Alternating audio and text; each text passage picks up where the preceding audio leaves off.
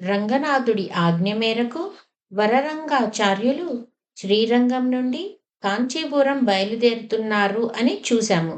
ఇక కాంచీపురంలో మన ఆచార్యుల పుత్రరత్నం గాయక శిఖామణులు వరరంగార్యులు కాంచీపురం వేంచేస్తున్నారట.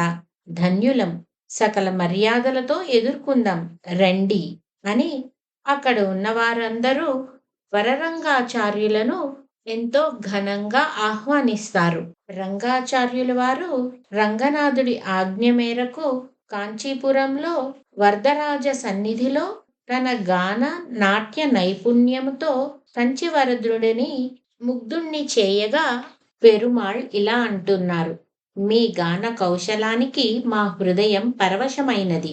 మీకీ ఆభరణాలు బహుమానంగా ఇస్తున్నాం అని అనగా, సర్వలోక హితైషివగు దేవరాజస్వామి, మాకు హితమేమో మీకు తెలియను కదా అని అనగా, ఆహా, అయితే ఈ ఆభరణాలు కాక మరేమి కావాలో తెలుపండి, తప్పక అనుగ్రహిస్తాం అని పెరుమాళ్ అనగా వరరంగార్యులు ఇలా అంటున్నారు: మాట తప్పవు కదా, నీవు భక్తుల పాలిటి కల్పవృక్షానివి కదా అని అనగా, సరి సరి, మాకు రెండో మాట తెలియదు సుమా అంటారు పెరుమాళ్.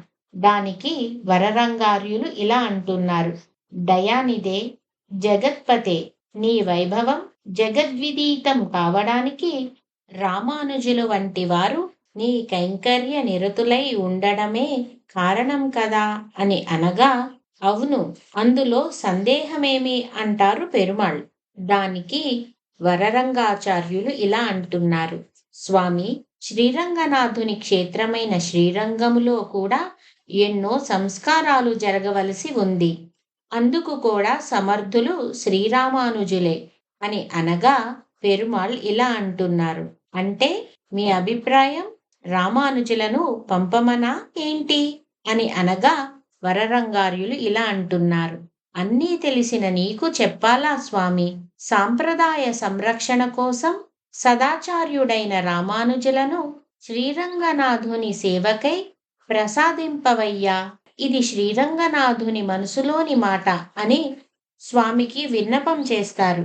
రామానుజులు మాకు ప్రాణము కదా, పంపుట ఎట్లా అని అంటారు పెరుమాళ్.